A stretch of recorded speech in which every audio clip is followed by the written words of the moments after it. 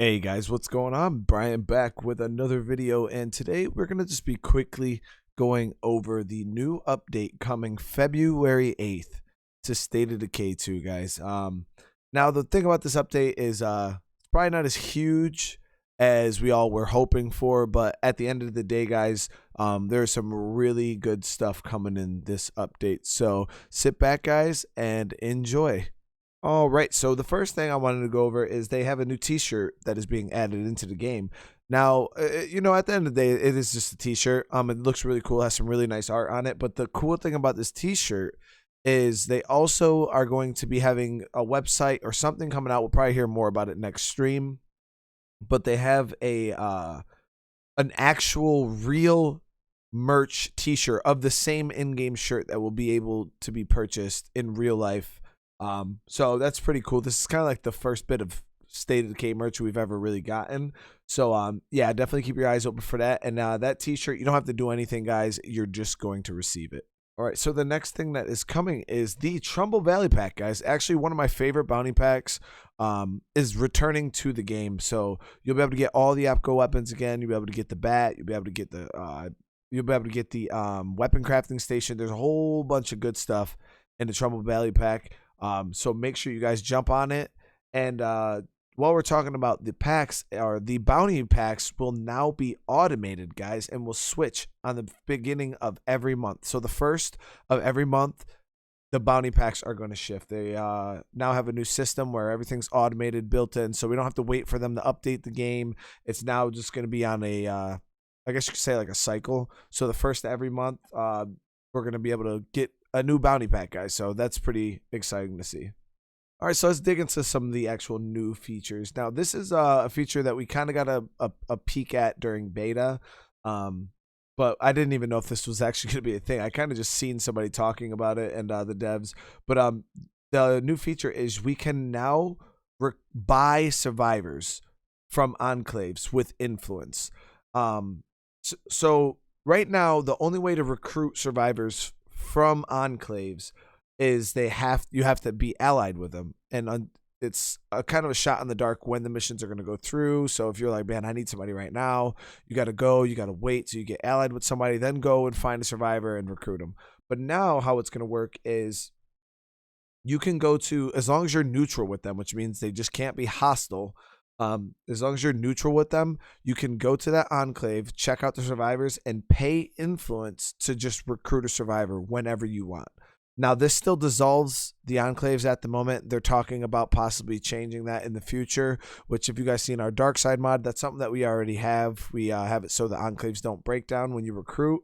But how it works now, guys, is the higher your status with the enclave, the cheaper the survivors will be. So a neutral enclave, which is just a baseline enclave that you really haven't done anything for, they're not really fans of you, but they don't hate you, they will cost 1,500 influence to buy a survivor. Now, once you boost them up to friendly, then it only costs 750, which is still decently pricey. It's a good chunk of change to buy us, but at the end of the day, you are getting a survivor out of it.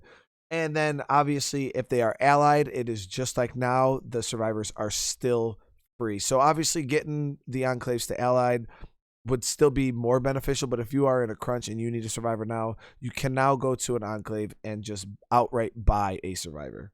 All right, so two of the Clio attachments that I've never really played with, guys, just due to the fact that they really didn't do anything.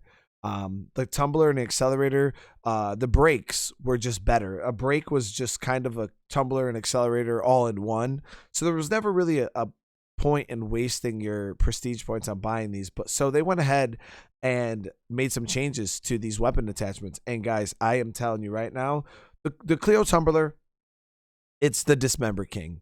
So if you ever have missions where you need to go and chop off zombie legs and arms specifically, you want that.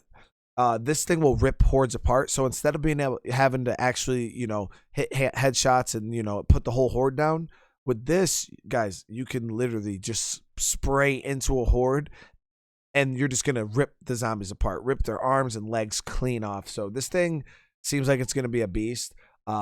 But the one I'm truly excited about, and I'm pretty sure is probably gonna have some nerfs coming down the pipeline, guys, is the Clio Accelerator. It makes the crosshair pretty much closed all the way. So there's no like gap, there's no room for error. This thing makes your guns pinpoint accurate, guys, which is gonna be awesome. And it increases your weapon impact damage, specifically impact damage. And this is what's going to make it slightly overpowered, guys, because if you look at heavy weapons, and the reason why heavy weapons are so good against plague hearts is due to the sheer impact damage that they do. Now, this thing shoots your weapon impact damage to the roof, guys. And I was watching Jeffrey Card run around with an AK-47 with a Clio Accelerator attached to it, and he was killing the hearts so fast, guys, just due to the fact that the impact damage was so high. Now, granted, he was on Dread Zone, and Dread Zone plague hearts are a little softer than, say, Nightmare or Lethal, but at the end of the day, guys, once I get my hands on this, I will give you guys a true test, because I honestly think it's going to be a plague heart monster must-have attachment for plague hearts.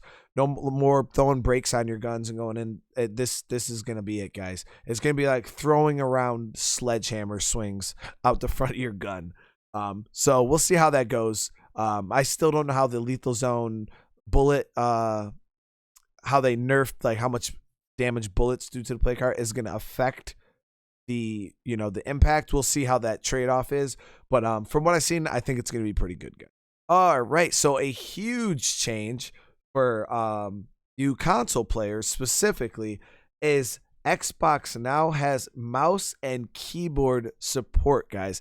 So, PC Master Race, if you guys are playing on Xbox and you want to try out a mouse and keyboard, you can now do that in State of Decay. I am a mouse and keyboard player myself.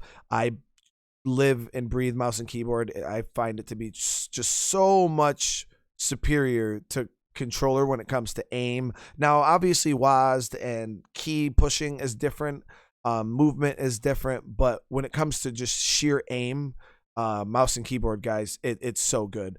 Now, I understand, some people don't, they might have, physical issues, the reason why they can't use mice and they have to use a controller, which I understand. But if you do want to try it out, guys, definitely, if you have an extra mouse and keyboard. I don't know how a mouse and keyboard works for Xbox, if you have to have a like Microsoft specific mouse and keyboard, but yeah, definitely give it a shot, guys, because I promise once you get used to mouse and keyboard, your aim will improve tenfold.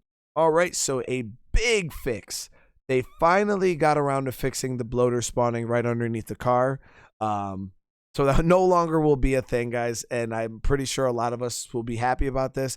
I've honestly never had it happen to me too many times, but I know of a lot of people that it has happened to pretty frequently. I have had it happen to me, obviously, but yeah, it's no longer a thing, guys. It has been fixed. And on top of that, they also fixed the juggernauts disappearing through the door. Now, this isn't really a... They try to make it seem like it was a like a good thing for the players, but I know of a lot of people lately that have been actually taking advantage of that bug and using it to their advantage to get rid of juggernauts without having to fight them. So it's honestly going to make the game a little more dangerous. I believe it's good fix. You know what I mean? Exploits are exploits. It is what it is. But I didn't think it was game breaking, but I'm surprised that's why I was surprised they got on it so quick to get it fixed.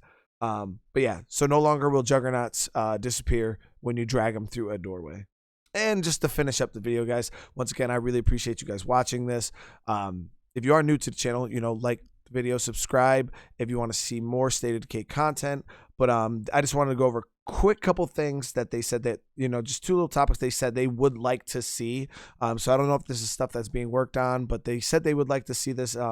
Maybe being able to change nicknames of a survivor by giving you access to like a random pool, or being able to just hit a randomize button instead of just randomizing the character, being able to randomize just the nickname. That was something they said.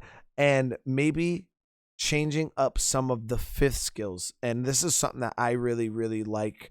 I would love to see is they wanted to change up some of the fifth skills to make some of them better, because I guess a lot of them are just, they're less superior to others. I hope they look at some of the ones, like bartending and political science and animal facts. I hope they really look into those 5th skills too, not just the core skills, because the core skills are decent. They all kind of have the place in their game. Some less than others, but they all generally have a place in the game. But there is a lot of 5th skills out there that are kind of really, really pointless. So, hey, once again, I hope you guys enjoyed this video. I'll just want to throw a little short update out there. I haven't done these update videos in a little while, just due to the fact there really hasn't been much to talk about. And I was under lock and key for the whole Lethal Zone update Finanzo, so I really couldn't talk about anything then either. So it is nice to be able to get back out here, guys, and talk about some updates. So I know a lot of you guys have been asking me for them. So I hope you guys enjoyed this. And yeah, I'll see you guys in the next video or live stream, guys. Peace.